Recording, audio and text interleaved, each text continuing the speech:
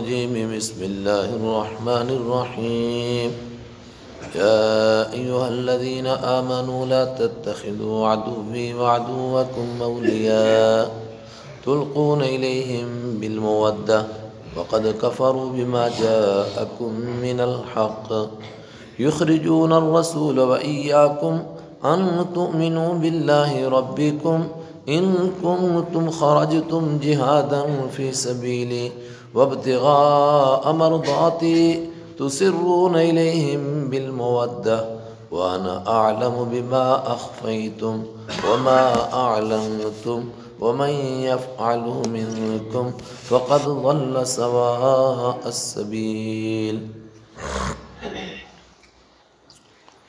میں نے عرض کیا تھا کہ قرآن پاک ہی کی یہ شان ہے کہ اس کا مضمون کے ساتھ جڑا ہوا، آیت آیت کے ساتھ جڑی ہوئی، رکوع کے ساتھ جڑا ہوا اور سورت کے ساتھ جڑی ہوئی۔ گزشتہ سورت کے اندر بڑی تفصیل سے آپ نے دیکھا کہ منافقین نے کیا کیا، یہودیوں کا ساتھ دیا، لیکن ان کو بھی خالی سہارا دیتے رہے، حقیقت میں ساتھ ان کا بھی نہیں دیا، حقیقت میں ایمان والوں کے ساتھ بھی نہیں ہوئے۔ لیکن پھر اس بات کو دوبارہ دہرائیے کہ منافقین تو قسم کھا کر بیٹھے، ان کو ماننا ہی نہیں ہے، یہودیوں نے ماننا ہی نہیں ہے۔ یہ باتیں ان کو تو نہیں سنائی جا رہی ہیں، یہ باتیں ایمان والوں کو سنائی جا رہی ہیں۔ ایمان والوں کو کیوں سنائی جا رہی ہیں کہ وہ اس پر غور کریں کہ کہیں ان کا حال بھی منافقوں کے جیسا نہ ہو جائے۔ منافق جو کچھ کر رہے تھے کہیں وہی کام ایمان والے نہ کرنے لگ جائیں۔ کیا ایسا ممکن ہے کہ ایمان والے وہ کام کریں؟ نعوذ باللہ، کلمہ بھی پڑھیں، اللہ کی محبت کا دم بھی بھریں اور پھر ویسے کام کر لیں؟ یہ تو ناممکن بات معلوم ہوتی ہے۔ اگلی صورت میں یہی بتایا گیا ہے کہ نہیں، ایمان والے کو ہمیشہ اپنے ایمان کی فکر کرنی چاہیے۔ بسا اوقات شیطان ایسے حملے کرتا ہے اس کو پتہ بھی نہیں چلتا ہے اور اس کے ایمان کی دنیا لٹ چکی ہوتی ہے۔ اور یہ چھوٹوں کے ساتھ نہیں، یہ حادثہ بڑوں کے ساتھ بھی پیش آ سکتا ہے، بڑوں کے ساتھ بھی پیش آ سکتا ہے۔ صحابہ کرام کے ہاں بسا اوقات اس طرح کی غلطیاں ہم کو نظر آتی ہیں، لیکن ان کی غلطیاں بھی ہمارے لیے نمونہ ہیں کہ اگر شیطان ان سے کوئی لغزش کرانے میں، کوئی غلطی کرانے میں کامیاب ہو جاتا تھا تو عام انسانوں میں اور صحابہ کرام میں کیا فرق تھا۔ یہاں بھی اسی طرح کا ایک مسئلہ پیش آیا۔ جب تک ہم وہ نہیں سمجھیں گے تو سورت کے ترجمہ ہم کو سمجھ میں ہی نہیں آئے گا۔ حضرت رحمت عالم صلی اللہ علیہ وسلم مدینہ منورہ تشریف لے گئے۔ مکہ کے مشرکین نے آپ کا مدینہ میں بھی پیچھا نہیں چھوڑا۔ آپ کے ذہن میں ہے پہلے سال ہی جب آپ مدینہ سے تشریف لے گئے تو مکہ کے لوگوں نے مدینہ والوں کی چراگاہ پر حملہ کیا، ان کے اونٹوں کو لوٹا، چرواہوں کو قتل کرنے کی کوشش کی۔ دوسرے سال غزوہ بدر پیش آیا جس میں وہ اپنے خیال سے اس لیے چلے تھے کہ آج مدینہ کا نام ہی نقشے سے مٹا دیں گے، لیکن ہوتا وہ ہے جو اللہ چاہتا ہے۔ ان کے 1000 لوگ تھے، ایمان والے صرف 313 تھے، مگر ان کے 1000 لوگوں میں سے 70 لوگ گرفتار ہوئے اور 70 بڑے سردار، ان کے بڑے پہلوان جن پر ان کو ناز تھا وہ قتل ہو گئے۔ انہوں نے پھر بھی صبر نہیں کیا، تیسرے سال پھر مدینہ پر حملہ کیا۔ غزوہ احد پیش آیا، 37 لوگ ان کے مارے گئے، 70 ایمان والوں کو شہادت کا مرتبہ نصیب ہوا۔ یہ پھر بھی پیچھے نہیں ہٹے۔ اس کے بعد یہودیوں کی شرارت سے انہوں نے بھڑکایا تو سن 6 ہجری میں مدینہ منورہ پر ایک آخری ایسا حملہ کیا گیا کہ ان کا منصوبہ یہ تھا کہ آج کے بعد کوئی ایمان والا دنیا میں نظر ہی نہ آئے۔ سارے عربوں نے مل کر حملہ کر دیا۔ اکثر لوگوں نے تذکرہ کیا ہے کہ 10,000 لوگ تھے، لیکن احادیث کی روایات سے معلوم ہوتا ہے کہ 10,000 تو ان کی رجسٹرڈ فوج تھی، ورنہ 24,000 کے قریب لوگ تھے۔ اتنی تو مدینہ کی آبادی نہیں تھی۔ اللہ اکبر۔ یہ سارا کچھ ہوا، پھر صلح حدیبیہ پیش آئی، اس میں معاہدہ ہوا آئندہ 10 سال تک کوئی کسی پر حملہ نہیں کرے گا، امن سے رہیں گے۔ لیکن صرف 2 سال گزرے، سن 8 ہجری میں مکہ والوں نے غداری کی اور اس معاہدے کو توڑ دیا، مسلمانوں کے حلیف قبیلے پر حملہ کیا۔ جب یہ سارا کچھ ہو گیا اور جن لوگوں پر حملہ کیا وہ بھی غیر مسلم تھے لیکن مسلمانوں کے طرفدار تھے، انہوں نے مدینہ منورہ میں شکایت کی۔ آپ نے فرمایا تم کو تنہا نہیں چھوڑا جائے گا۔ مکہ والوں کا مقصد ہی کیا تھا؟ تاکہ مسلمانوں کے حمایتیوں کو مارا جائے اور ان کی مدد کرنے کے لیے کوئی نہ آئے تو دنیا میں کوئی مسلمانوں کا ساتھ نہ دے۔ لوگ کہیں کہ دیکھو یہ تو اپنے حلیفوں کا اور اپنے ساتھیوں کا کوئی خیال ہی نہیں رکھتے۔ اس کے اوپر میرے اور آپ کے آقا حضرت رحمت عالم صلی اللہ علیہ وسلم نے صحابہ کرام سے، جو بڑے صحابہ تھے، ان سے مشورہ فرمایا کہ ہم مکہ پر چڑھائی کریں گے، لیکن آپ رحمت للعالمین ہیں۔ آپ نے فرمایا کوئی ایسا طریقہ کریں گے جس سے مکہ میں قتل و غارت نہ ہو، اللہ کا گھر ہے، خون خرابہ نہ ہو، بہت زیادہ خون نہ بہہ جائے۔ اس کے لیے آپ نے منصوبہ بنایا کہ خفیہ طریقے سے ہم تیاری کریں گے اور اس طریقے پر مکہ میں پہنچیں گے کہ مکہ والوں کو علم ہی نہیں ہوگا۔ اس چیز کی طرف کم لوگوں کا دھیان ہے۔ 10,000 کا لشکر لے کر چلے میرے اور آپ کے آقا حضرت رسول اکرم صلی اللہ علیہ وسلم، 10,000 کا لشکر، اور عرب کے بدوؤں کا، اونٹ چرانے والوں کا، بکریاں چرانے والوں کا مزاج کیا ہے، ان کی ذہانت کیا ہے کہ وہ اڑتے ہوئے پرندوں کا رخ معلوم کرتے ہیں یہ کدھر جا رہے ہیں۔ لیکن یہ آپ کی کمال منصوبہ بندی ہے کہ مکہ سے صرف 30 کلومیٹر پہلے، جب آپ 30 کلومیٹر مکہ باقی رہ گیا تھا، 500 کلومیٹر کا آپ نے سفر کیا، تب تک مکہ والوں کو کوئی علم نہیں ہو سکا، اور اسی کا نتیجہ ہوا مکہ میں کوئی لڑائی نہیں ہوئی۔ اتنا بڑا مسئلہ ہوا، مکہ فتح ہو گیا، پورا عرب فتح ہو گیا، جزیرۃ العرب فتح ہو گیا، لیکن مکہ میں کیا ہوا؟ 3 طرف سے ایمان والوں کی فوجیں مکہ میں داخل ہوئیں، 2 طرف تو کچھ نہیں ہوا، زبیر بن عوام کی جانب اور حضرت رسول اکرم صلی اللہ علیہ وسلم کی جانب۔ صرف جس طرف سے خالد ابن ولید داخل ہوئے اس طرف تھوڑا سا حادثہ پیش آیا، 2 ایمان والوں کو شہادت کا مرتبہ ملا، اور ان میں سے بعض لوگوں نے کہا 8 اور بعض نے 11 اور بعض نے 13 لوگ بیان کیے، بس اس کے سوا کچھ نہیں ہوا اور پورا ملک فتح ہو گیا۔ یہ کوئی آسان کام ہے؟ اتنا قریب پہنچ جائیں۔ آپ یہ چاہ رہے تھے کہ کسی کو نہ پتہ چلے۔ یہاں ایک صحابی سے، جو بڑے صحابی ہیں، بڑے اس لحاظ سے کہ آپ سمجھ سکتے ہیں کہ اس راز میں ان کو شریک کیا گیا، بڑے آدمی تھے، اس سے معلوم ہوتا ہے بڑوں سے لغزش ہو جاتی ہے، ہو سکتی ہے، اور لغزش ہر وقت میں گناہ کرنے کے لیے نہیں ہوتی، شیطان آدمی کو چکمہ دیتا ہے۔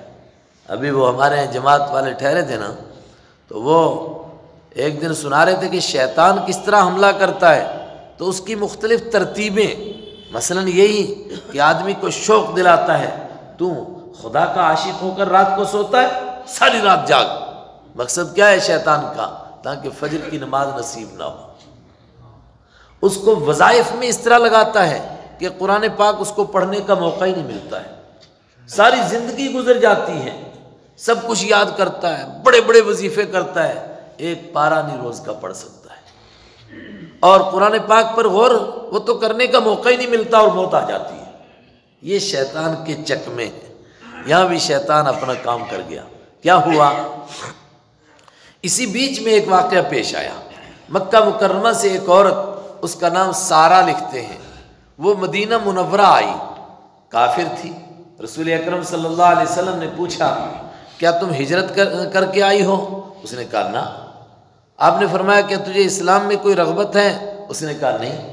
پھر کس لیے آئی ہے؟ 500 کلومیٹر کا سفر کر کے تنہا ایک عورت مدینہ پہنچی۔ اس نے کہا کہ آپ کو معلوم ہے کہ میں گانے گا کر کے اور ناچ کر کے اور بجا شجا کر کے گزارا کرتی تھی، تو جب تک آپ کے ساتھی ایمان نہیں لائے تھے تو مکہ میں انہی کے ذریعے سے میرا خرچہ چلتا تھا۔ آپ لوگ مدینہ آ گئے، وہاں بھوک مری کا ماحول پیدا ہو گیا، پھر بھی میرا کچھ گزارا چلتا تھا، لیکن جتنے بڑے سردار تھے وہ تو بدر میں مر گئے، اب نہ کوئی مجھے نچواتا ہے نہ کوئی گانا گواتا ہے، تو میں تو بھوکی مرنے لگی ہوں۔ آپ نے فرمایا وہ جو جوانوں کی خوشی کی مجلسیں لگتی تھی وہ ختم ہو گئی؟ اس نے کہا وہ سب پھیکی پڑ گئی، غزوہ بدر کے بعد اب کسی کو کوئی یاد ہی نہیں ہے۔ آپ صلی اللہ علیہ وسلم نے اس کے باوجود کہ یہ کافر ہے، وہ بھی ناچنے اور گانے والی، لیکن آپ نے صحابہ کرام سے اپیل فرمائی، اور خاص طور سے آپ نے فرمایا بنی ہاشم آپ حضرات اس کی مدد کرو۔ اس دوران ایک صحابی حضرت حاتب بن ابی بلتہ رضی اللہ تعالی عنہ، ان پر شیطان نے حملہ کر دیا۔ بڑے صحابی غزوہ بدر میں شریک رہے، ان پر کیا حملہ کیا؟ ان کے ذہن میں آیا کہ مکہ میں جتنے لوگ ہجرت کر کے آئے ہیں ان کے رشتہ دار موجود ہیں، اب جو گھمسان کی جنگ لگے گی تو ہو سکتا ہے کہ ایک دوسرے کی دشمنیاں بھی نکالیں گے اور بچوں کو قتل کرنا شروع کر دیں گے، مگر ان سب کے رشتہ دار ہیں۔ یہ حاتب بن ابی بلتہ رضی اللہ تعالیٰ عنہ اصل مکہ کے نہیں تھے، یہ یمن سے آئے تھے اور مکہ میں کسی کی پناہ لے کر کے رہ رہے تھے، ایمان نصیب ہوا، ان کے بچے بھی ایمان لائے، مگر ان کو ہجرت کا موقع نہیں ملا، یہ ہجرت کر کے مدینہ آ گئے۔ انہوں نے سوچا کہ میں مدینہ والوں پر کوئی احسان کر دوں، وہ مکہ والوں پر، تاکہ وہ میرے بچوں کو قتل نہ کریں۔ احسان کیا کیا؟ ایک چھوٹا سا خط لکھ دیا، اور حدیثوں میں خط کے الفاظ ملتے ہیں، اس میں کفر کے ساتھ نعوذ باللہ کوئی سمجھوتا نہیں ہے، ان کی کوئی ہمدردی نہیں ہے، لیکن وہ انڈائریکٹ گھوم کر کے تھوڑی سی ہمدردی ہوتی ہے کہ میں ان پر احسان کروں تاکہ جب گھمسان کی جنگ لگے تو یہ میرے بچوں کو قتل نہ کرے۔ انہوں نے کہا مکہ کے سرداروں عقل سے کام لو، اللہ کے نبی وہ لشکر لے کر آ رہے ہیں جو رات کی اندھیری کی طرح اور سمندر کی موجوں کی طرح ہے، اب تم اس کا مقابلہ نہیں کر سکتے۔ پھر لکھا وہ اتنا بڑا لشکر لے کر آ رہے ہیں جبکہ میں اس پر یقین رکھتا ہوں کہ اگر وہ اکیلے بھی آتے تب بھی وہ تم پر غالب آتے، اس لیے کہ اللہ ان سے فتح کا وعدہ کر چکا ہے، تم عقل سے کام لو، کیا کر رہے ہو؟ گویا ایمان کی ان کو دعوت دی، لیکن کسی نہ کسی طور پر ان کو یہ تو پتہ چل گیا کہ اللہ کے حبیب تشریف لا رہے ہیں۔ اب دیکھیے کوئی کلمہ کمزور نہیں ہے، مقصد کمزور نہیں ہے، لیکن اللہ نے اس کے اوپر ڈانٹ کیسے پھیلائی۔ اس عورت کو انہوں نے ایک کپڑا دیا، اس کے لیے لکھتے ہیں کہ 10 دینار 10 اشرفیوں کی قیمت کی چادر تھی وہ، اس کے عوض میں کہا کہ یہ میرا خط پہنچانا اور فلاں فلاں سردار کو، عام لوگوں کو نہیں دینا۔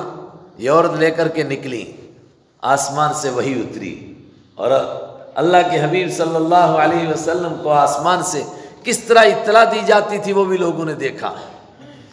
آپ سے کہا گیا کہ یہ تو راز اوٹ ہو گیا، ایک عورت خط لے کے جا رہی ہے۔ آپ نے حضرت علی، حضرت مقداد بن اسود، حضرت زبیر بن عوام، 3 صحابہ کرام، ان کو بلایا، فرمایا تیزی سے گھوڑے دوڑاؤ، مکہ اور مدینہ کے راستے میں بیچ میں، یعنی کوئی 200 کلومیٹر کے بعد ایک عورت ملے گی تمہیں روضۃ الخاخ نام کی جگہ میں، اس کے پاس ایک چٹھی ہے وہ لے کر کے آ جاؤ۔ ان حضرات نے گھوڑے دوڑانے شروع کیے، یہ روضۃ الخاخ میں پہنچے لیکن وہاں کوئی عورت نہیں نظر آئی۔ حضرت علی رضی اللہ عنہ نے فرمایا یہ تو ناممکن ہے کہ اللہ کے حبیب صلی اللہ علیہ وسلم سے کی زبان سے ایسی بات نکلے جو پوری نہ ہو۔ آسمان بدل جائے زمین بدل جائے یہ نہیں ہو سکتا ہے۔ ابھی یہ تبصرہ کر رہے تھے تو وہ عورت دوسرے راستے سے آ پہنچی۔ اصل میں یہ تیزی سے دوڑے، وہ دوسرے راستے سے آ رہی تھی، ذرا سی لیٹ ہو گئی۔ جب یہ وہاں پہنچی حضرت علی رضی اللہ تعالیٰ نے فرمایا تیرے پاس ایک چٹھی ہے، ہاتھی کتابت۔ اس نے کہا واللہ ما عندی کتاب، میرے پاس کوئی چٹھی نہیں ہے۔ اس کے اونٹ کو بٹھایا گیا، اس کی تلاشی لی گئی، سامان کی تلاشی لی گئی، چٹھی نہیں ملی۔ حضرت علی رضی اللہ تعالیٰ نے فرمایا یا تو چٹھی حاضر کر، یہ تو ہو نہیں سکتا کہ اللہ کے حبیب صلی اللہ علیہ وسلم غلط اطلاع دیں، ورنہ پھر کپڑوں کی تلاشی دے۔ جب اس کو کہا کپڑوں کی تلاشی دے تو کافرہ تھی، گانے والی تھی، ناچنے والی تھی، مگر آج کی نہیں تھی۔ اگر آج کی ہوتی ہو کہتی چلو ننگی ہو جاتی ہو، یہ بھی ایک فیشن بنے گا، دنیا میں نام رہے گا میرا بھی۔ نہیں، ایسا نہیں۔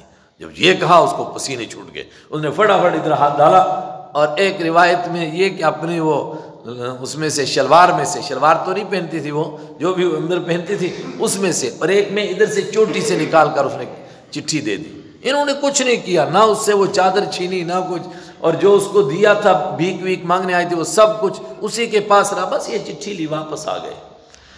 مدینہ پہنچے، حضرت رحمت عالم صلی اللہ علیہ وسلم کو چٹھی دکھائی، آپ نے کھولی، چٹھی میں لکھا ہوا من حاتب بن ابی بلتع، یہ چٹھی حضرت حاتب بن ابی بلتع کی طرف سے۔ آپ انا للہ و انا الیہ راجعون۔ بدری صحابی، اتنے اونچے مقام کے، اتنے اونچے مرتبے کے، یہ کیا ہو گیا ہے؟ حضرت عمر رضی اللہ تعالیٰ عنہ نے فرمایا حضرت مجھے اجازت دیجئے، میں اس منافق کی گردن اڑا دیتا ہوں، یہ پکا منافق ہے، ہمارے راز اوٹ کرتا ہے، کافروں سے دوستی لگاتا ہے۔ اب وہ جو سورہ مجادلہ سے میں کہہ رہا تھا کہ کافروں سے دوستی کا کیا مطلب ہے، میں نے دو مطلب بتائے تھے، ایک ان کے طریقوں کو اپنانا، دوسرے ان کی کامیابیوں کے دم بھرنا، اور اپنے راز ان کو بتانا۔ اس پر غور کر لیجیے اور ہم پھر اپنے ایمان کا محاسبہ کریں، ہم کہاں کھڑے ہیں۔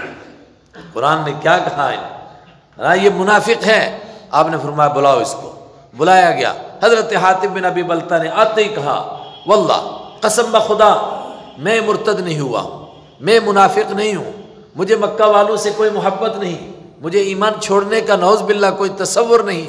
بات یہ ہے میرے بچے مکہ میں ہیں، آپ حضرات کے دوسرے رشتہ دار بھی ہیں، میرا کوئی رشتہ دار نہیں، میں نے سوچا میں ان پر احسان کروں جس کی وجہ سے وہ میرے بچوں کے ساتھ نرمی کریں، بس اس وجہ سے مجھ سے یہ غلطی ہو گئی۔ شیطان نے کہاں حملہ کیا؟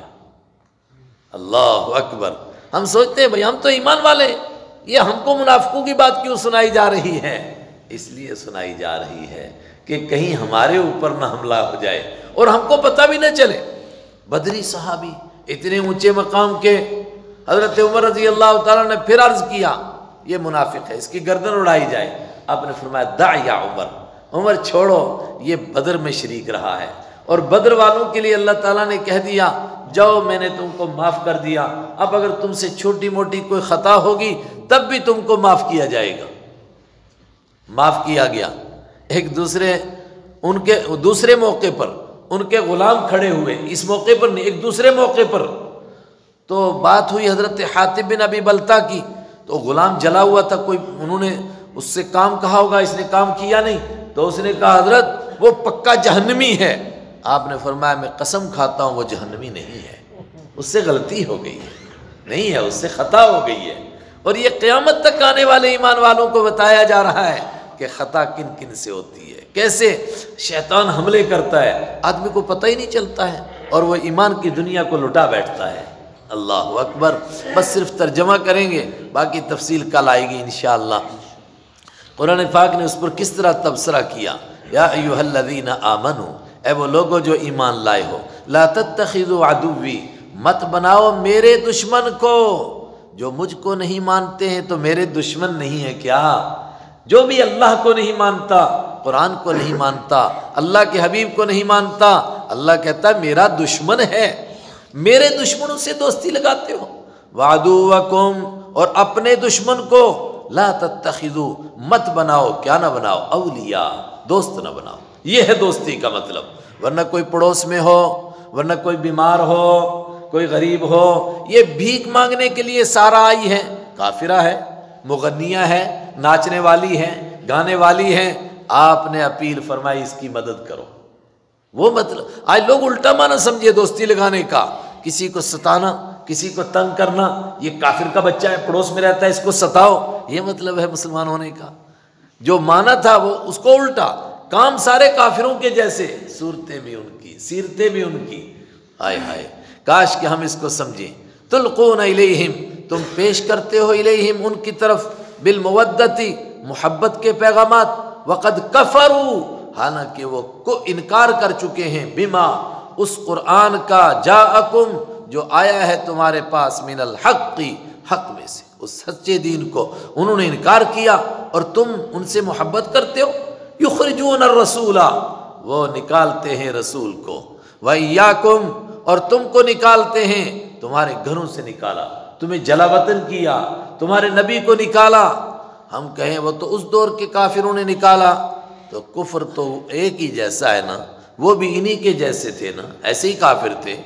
یخرجون الرسول، وہ نکالتے ہیں رسول کو، وإیاکم، اور تم کو، ان تؤمنوا، صرف اس وجہ سے کہ تم ایمان لاتے ہو، باللہ، اللہ پر، ربکم، جو تمہارا رب ہے، ان کنتم خرجتم، اگر تم نکلے ہو، جہادن، جہاد کرنے کے لیے، فی سبیلی، میرے راستے میں، وابتغاء مرضاتی، اور میری رضا تلاش کرنے کے لیے۔ اس سے دوسری بات معلوم ہوئی کہ صحابہ کرام کو اللہ نے، اب یہ جو 10,000 لوگ آپ کے ساتھ جائیں گے، اللہ کہتا ہے یہ سب کے سب میری رضا کے لیے نکلے، ان کو سرٹیفکیٹ مل گئی، ان میں سے کوئی نعوذ باللہ کسی اور مقصد سے نہیں نکلا، اللہ کی رضا کے لیے۔ وابتغاء مرضاتی، اور میری رضا تلاش کرنے کے لیے نکلے ہو، پھر تسرون، چپکے چپکے بھیجتے ہو تم الیہم ان کی طرف، بالمودہ، محبت کے پیغامات، وَأَنَا أَعْلَمُ، اور میں جانتا ہوں، بِمَا أَخْفَيْتُمْ، جو بھی تم چھپاتے ہو، کسی کو نہیں پتہ چلے گا، یہ سارا نام کی عورت چٹھی لے کر جائے گی، مگر مجھ سے کیسے چھپاؤ گے؟ حالانکہ ابھی وہ روضۃ الخاق پر نہیں پہنچی تھی، پہلے ہی بتایا گیا کہ تم ادھر سے دوڑ لگاؤ، وہ ادھر سے جائے گی، روضۃ الخاق پر دونوں کی ملاقات ہوگی، اتنا دور مگر ملاقات ہوگی، مجھ سے کیسے چھپاؤ گے؟ وما اعلنتم، اور میں جانتا ہوں جو تم ظاہر کرتے ہو، میرے سامنے ظاہر اور پوشیدہ میں کوئی فرق نہیں۔ ابھی پیچھے کی صورت میں آخر میں کیا آیا تھا؟ اللہ کی صفت عالم الغیب والشہادہ، ظاہر کو جاننے والا، پوشیدہ کو جاننے والا۔ یہاں زندہ مثال آئی کہ کس طرح جاننے والا ہے، دیکھو اس عورت کو چٹھی کو چھپانے کا موقع ملا، وَمَن يَفْعَلْهُ، اور جو بھی ایسا کرے گا، منکم، تم میں سے، کیا کرے گا؟ ان کو راز بتائے گا، ان کی محبت کے دم بھرے گا، فقد ضل سواء السبیل، وہ یقیناً گمراہ ہو گیا سیدھے راستے سے، وہ بھٹک گیا، وہ سیدھے راستے پر نہیں رہ سکتا ہے۔ بس اتنا ہی رکھتے ہیں، تفسیر انشاءاللہ کل آئے گی۔ واقعہ پھر ذہن میں رکھنا، یہ سارا نام اس عورت کا، اور بھیک مانگنے کے لیے آئی، اس کے باوجود کہ مسلمان نہیں، کافر ہے، اس کے باوجود کہ اخلاقی طور پر کمزور ہے، گانے گاتی ہے، ڈھولک بجاتی ہے، ناچتی ہے، مگر اس کے باوجود بھی بھیک مانگنے کے لیے مدینہ آئی، اس کو معلوم ہے اور کہیں بھیک نہیں ملے گی، اور مدینہ والے نے اس کو بھیک دینے کے لیے اپیل بھی فرمائی، اور پھر خطا ہو گئی۔ اور کتنے بڑے صحابی سے، بدری صحابہ، سب سے پہلے صحابہ کے مراتب 4 خلفاء، اس کے بعد عشرہ مبشرہ، وہ 10 حضرات جن کے لیے اللہ کے حبیب نے فرمایا یہ چلتے پھرتے جنتی ہیں۔ تیسرے نمبر پر بدر کے صحابی، ان کا کوئی مقابلہ نہیں کر سکتا ہے، اللہ اکبر، ان میں سے لغزش ہو گئی۔ قرآن یہ بتانا چاہتا ہے کہ شیطان یوں حملے کرتا ہے۔ اللہ میرے اور آپ کے ایمان کی حفاظت فرمائے۔